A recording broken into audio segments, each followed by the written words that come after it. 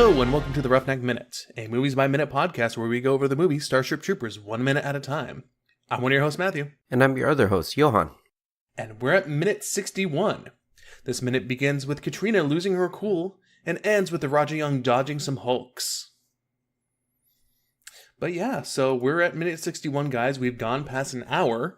Thank you for joining us in the first hour of Starship Troopers. Hooray, good for you guys. Yeah. And we get a nice little scene of the inside of the dropship, the Viking. And we pan around, we see, everyone who's in the squad right now. First, we see Katrina. She is a little distraught. Yeah, she seems like I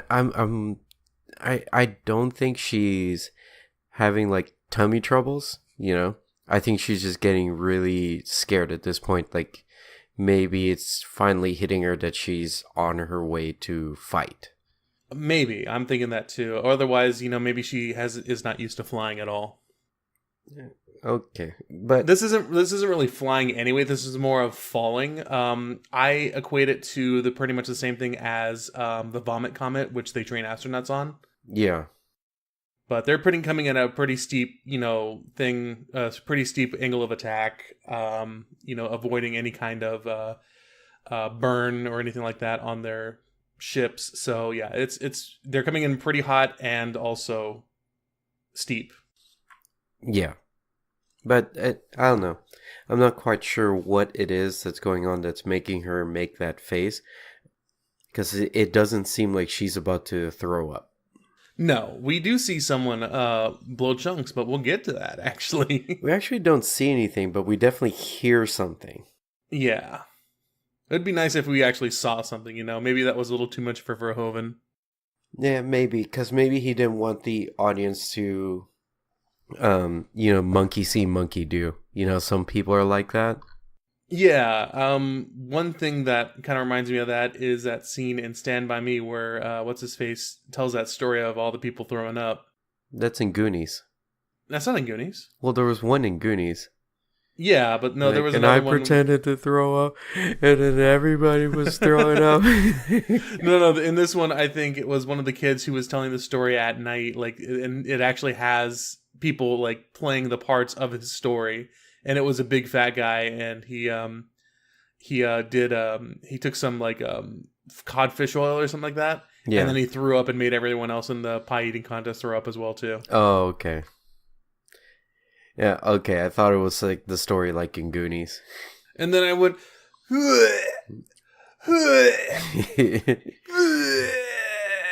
yeah, that was a good and part. Everybody started throwing up, and I felt so bad.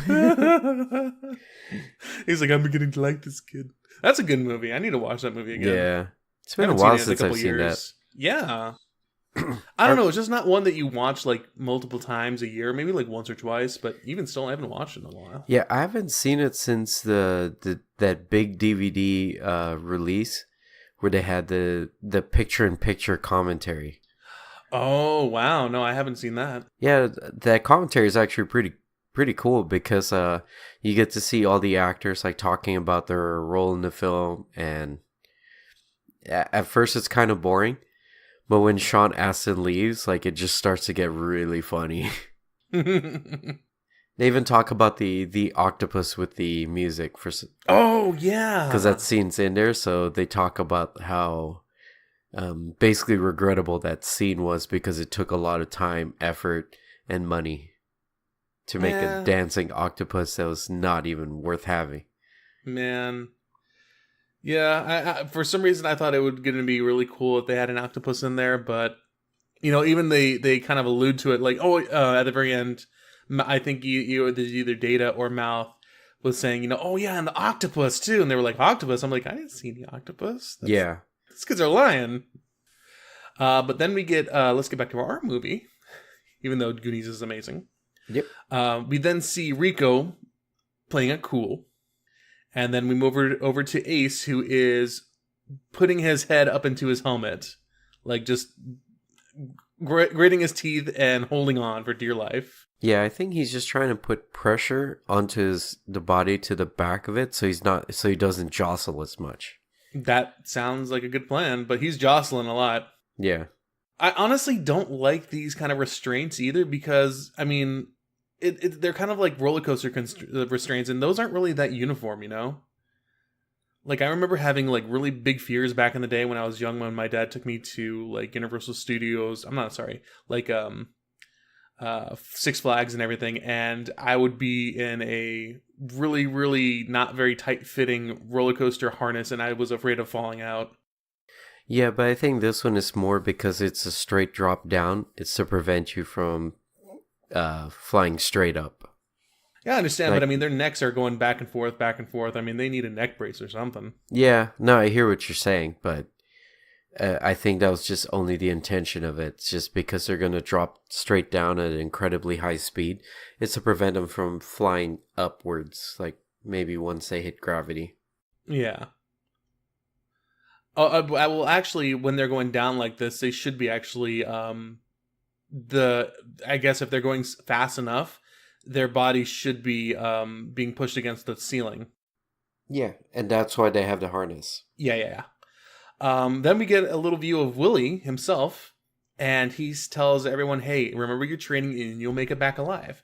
Now, I was really horrible in the last couple minutes about not remembering this guy's name. Our Lieutenant Willie, who we've known for the last couple minutes, is actually played by Stephen Ford. Now, if you don't know who that is, you may want to look at the son of former President Gerald Ford, and this is his son, Stephen Ford. Which is pretty rad.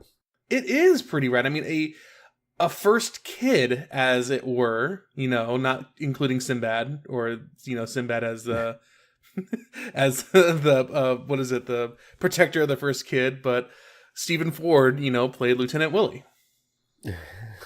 He was in a couple other movies as well too. When Harry Met Sally, he was in Armageddon and Black Hawk Down as well too. So he's been playing mostly like military things as well too. And he was actually in his last movie that he was in. He was a 4-star general in the first Transformers movie. Oh, the first one? The very first one. Oh. The somewhat decent one. I guess. I liked it because I was like, oh, I was kind of like, what's his face in Clerks 2? Like, did you know they're going to be making a live action Transformers movie? Yeah. But that movie was kind of a letdown. I mean, I liked parts of it, but the Transformers was like the worst part of it. That's what kind of sucks. Yeah, it really did. Like the mouth is just weird to have that many gears. Oh my gosh. Yes. It was just weird to have that many gears. Why not just have a mouth guard like normal? I mean, it was not a big deal. Just make it move a little bit. That's fine. But you don't need, robotic lips at all. It was just so weird. We then get another view of the Viking going down, increasing its speed, as you can hear in the wind and everything. And then we get back to this to the squad as well too, and we see Kitten blowing chunks. But he's not actually blowing chunks. He looks like he's actually sneezing. Which would be even weirder. So I think he blowing chunks is a little bit better. Yeah, I think so too. But he honestly looks like he's sneezing. We see Dizzy looking a little concerned. And then big, thrill fan that he is, Shijumi is just saying woohoo. Yeah. Well, it seems to fit his character though. Oh yeah, it definitely does.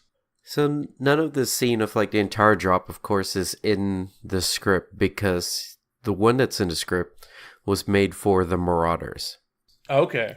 So they're supposed to be in like little capsules. Yep, that's what they are in the book. And then it tears away into what looks like big silver sheets. Mm-hmm. Or no, big silver sheets are tearing away, and then the Marauder lands on the ground. And once it does, you see a heads-up display on Johnny's point of view of where the landing zone is. Yeah, that's pretty much par and par for the course, for the book on that one. That's actually pretty good. I wish they would have kept it, honestly. Yeah, but I don't know why they didn't have the. It's weird that they had such a bigger budget for certain things, but not the Marauders.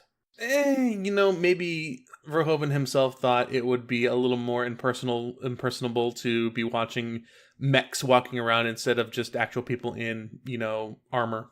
I guess that's true. It doesn't feel like war if they're in mechs, because if they were just like regular troopers, then it seems like there's more at stake because there would be more of them to face against the bugs. Yeah, and also the armor itself doesn't do too much. Yeah, but then if you have like a giant marauder just mowing down bugs, it doesn't seem like the stakes are that high. Yeah. But then we get back to the fleet. We get back to the fleet a little bit, and we see our first casualty of what we can see. One of the auxiliary ships. They've gotten hit by the bug plasma, and it goes up in smoke and everything. I actually noticed in the very, very far edge of the horizon of this planet Athu, there's a lot more plasma going up. And Johann and I were having an off-mic discussion about how many troops the MI is, or I'm sorry, how many troops the Federation is putting to this this fight. Later on in the movie, we'll get to it, but there were at least 500,000 troops put to this. We know this because, as I said, we looked into it a little bit later, but as I said, we'll get into a lot more. But there's a lot more ships than what we're seeing right now. There could be ships along on the other side. This could be a whole entire planet-wide drop, which is what I'm thinking. Yeah, and I think it is a planet-wide drop, because if it were a small operation, it's revealed in a later minute how detrimental it was to somebody's career of planning such a big drop. But the argument that Matt and I are having is how many ships were actually involved. Yeah, and I'll say this right now too because of that. I actually went into the numbers of it, and by the way the corvettes are dropping drop ships, it looks like they're dropping 9 Vikings on each side of their ship of the ship. So that means that 18 drop ships can drop from one corvette at a time. There may be more drop ships in the bays, but it doesn't look like it because, as we'll see in this minute, Xander says that they're empty. So they may only have a total of 18. Yeah, but I kind of think that there's supposed to be more because of the percentage that he gives. There's no way you can drop all 18 and come up with 35%. It would be 0 if there's no other remaining. Okay, so guys, we just had about, maybe I want to say, a 5 to 10 minute discussion about numbers, and you're not going to hear it unless you really want to. Yeah. Sorry, but we'll discuss it later on. We'll convene. Johann and I will convene and discuss this a little more, and then we'll iron it out together.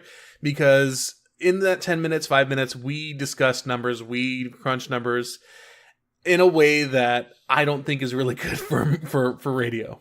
No. It's knowledge for no one. Knowledge for no one, knowledge for us, because we need this knowledge because we're borderline autistic, possibly. Nah. Yeah. And I'm just a little bit tired. Okay. Well, let's get going then. Let's finish up this minute then. All right. So the little transport ship explodes. Carmen looks back at the captain, and the captain says, "This isn't random or light at all. Someone made a mistake." Xander tells her that they are empty. And then another explosion goes off. A plasma bolt hits another ship in front of them, saws off pretty much the right-hand side thrusters of the ship, of the corvette. And it is now listing to the right because it can't control itself. And then what does she say at this point? Oh, gosh. Okay, so again, we're not going to medic this at all because this is in the movie. But she says, "Someone made a big goddamn mistake." Now, this is not my favorite line. But when I saw this on TBS later on, after, I saw it in the theaters, they edited this line. And that is my favorite line of the movie. Captain Delidier, in the edited version of the movie, says, "Someone made a big gull darn mistake." In, the whole entire perfect, or not so perfect editing that they usually do for TV, where it sounds like someone made a big gull darn mistake. So it's perfect.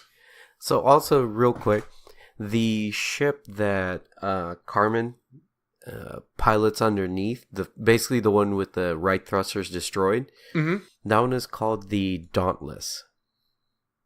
According to the script, she avoids collision with the Dauntless and then Coam. So Mm-hmm. apparently, she's supposed to graze or hit another ship again. Basically, like what happened with the meteor, she does it again with another ship. Of course she does. Yep. So this ship it's not supposed to get away quite as easily, but according to the script, but on the TV or on film, it does. And then also Deledier, when she says steady as she goes, number 2, in the script it's number 1. So she's been directing her orders to Xander the entire time. As she should, because Xander should be the one piloting, and Carmen should be the co-pilot. Yeah. But no, Carmen is apparently the pilot for some reason. No, I wanted to do something with you because, I mean, this is one of my favorite, things, and I actually love when censors try and fix movies to make them safe for TV. Now, do you remember any specific editing in TV that you've seen that is one of your favorites? See, there's only been a few. Like, we kind of preempted this with a little bit of a discussion of what we remember TV edits were. When I was growing up in the Philippines, a lot of the TV edits were just removed. They didn't substitute with anything. Watching RoboCop was weird. Yeah. Because things just all of a sudden, everybody got angry when I didn't know why. Because nobody died. Yeah. Like the whole scene with Murphy, the executive that dropped the gun, or He's supposed to drop the gun, yeah. Yeah, we're Ed 30? 209. Ed 209 tells him to drop the gun. He drops the gun. Then he says, drop the gun. And he has no gun to drop.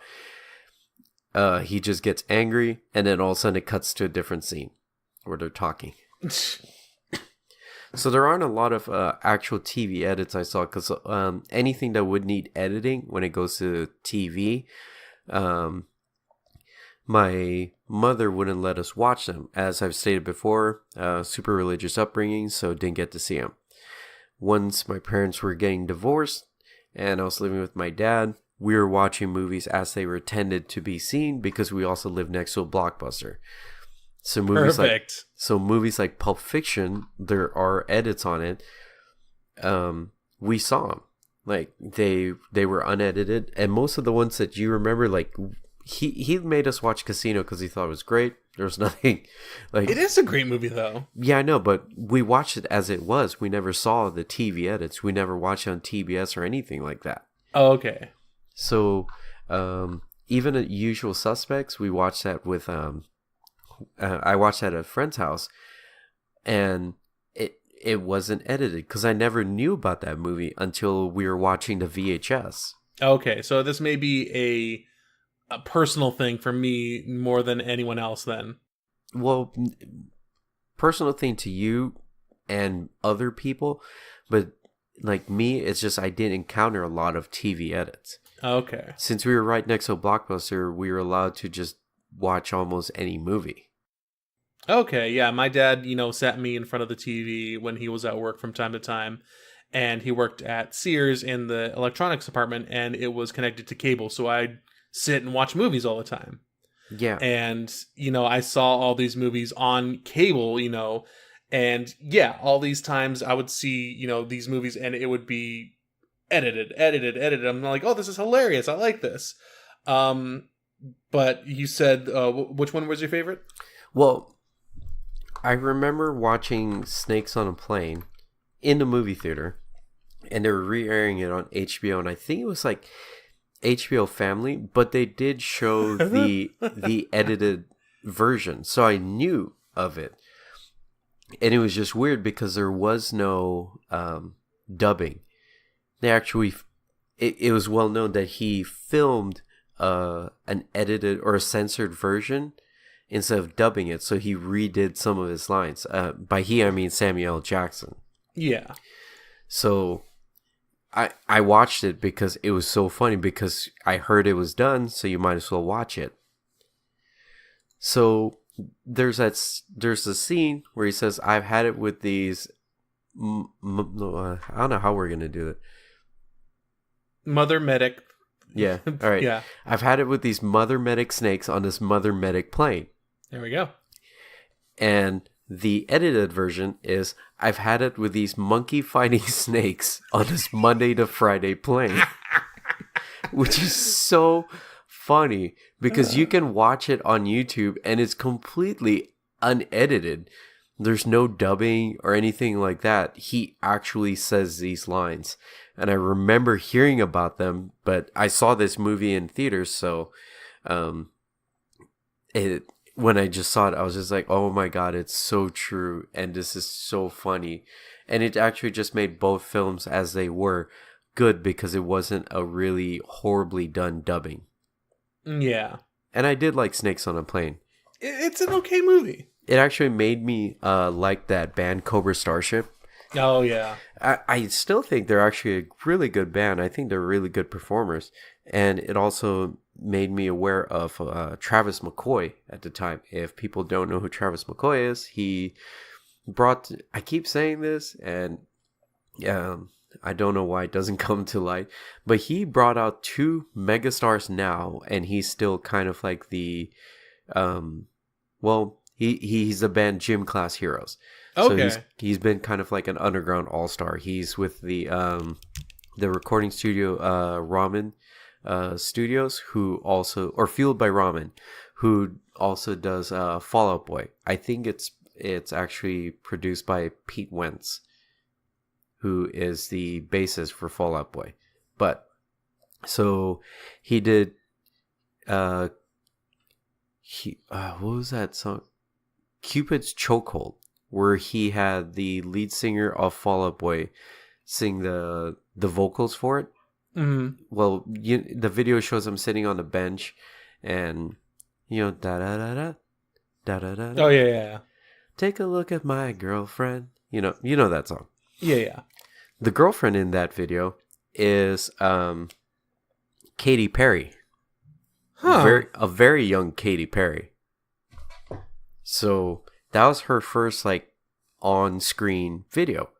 It's Katy Perry, and she dresses kind of the same as she does now, except not as glamorous. It was like the kind of chic thrift store type of look. Pretty adorable. Later on, he does his solo project, does the song Billionaire, which had Bruno Mars, who's now a super big star. Yes, he is. So, anyways. So Snakes on a Plane. Yeah, the edited version. This Huge is tangent, but it does happen. This is one of my favorites, the Big Gull Darn Mistake. The another one is when I don't know why the heck you would watch Big Lebowski on cable TV except on like HBO or something like that. But when they find the Corvette and they think that the young guy Larry had bought the Corvette with all of his money, he says, "This is what happens when you medic a stranger in the medic." But in the edited version, this is what happens when you find a stranger in the Alps. instead of medic a stranger in the medic. Yeah, because I did a list on, or I looked up a list online of like infamous TV edits, and all of these I just don't recognize. I saw them as they were on the most part, because some of them I didn't see until I was older. And I was like, you know what? I've always heard about this movie. I'm going to watch it. One of them being Big Lebowski. Mm-hmm. Jackie Brown, we saw that in VHS, Casino, VHS, RoboCop. Didn't see an edited version. And then I saw it as it was. Pulp Fiction, VHS. Die Hard, I actually saw that in theaters. As a kid, shouldn't have been in there, but man, I liked the first one, so we went.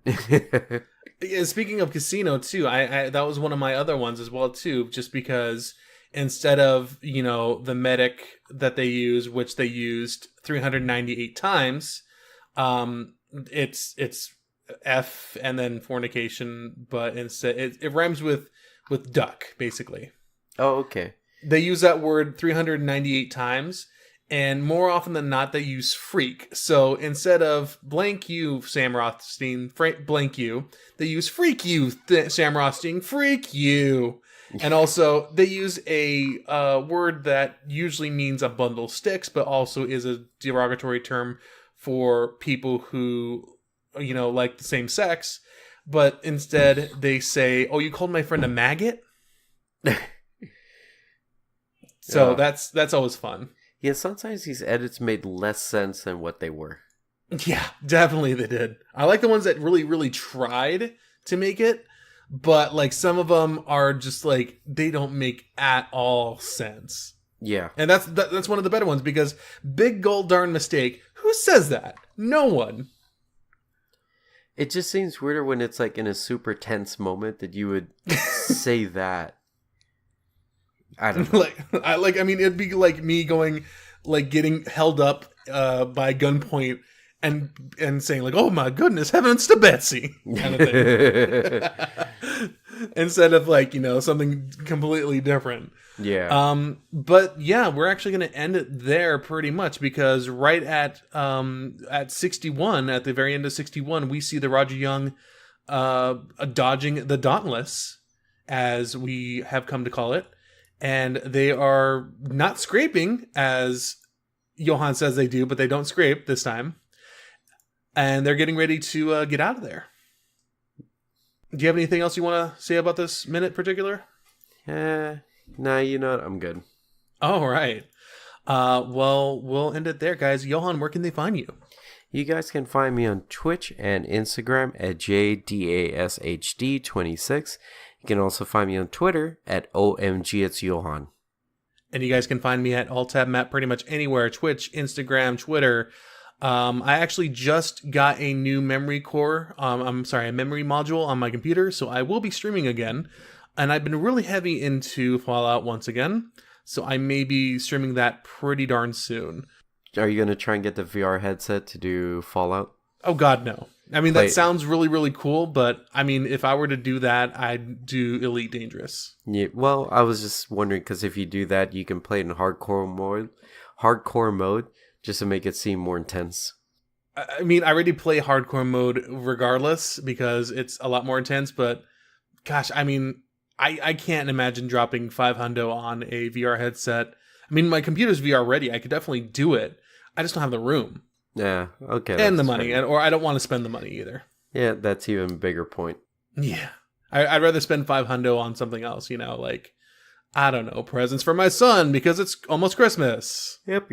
But you can follow the show at The Roughneck Min on Twitter, MIN. You can also go to our website, theroughneckminute.podbean.com for any past episodes or show notes. Or you can follow us on Facebook, on our Facebook group, The Roughneck Minute Billet, Billet, to talk about your favorite edited scenes on TV movies. But that's going to be it, guys. I've been one of your hosts, Matthew. And I've been your other host, Johann. We will see you on the bounce, troopers.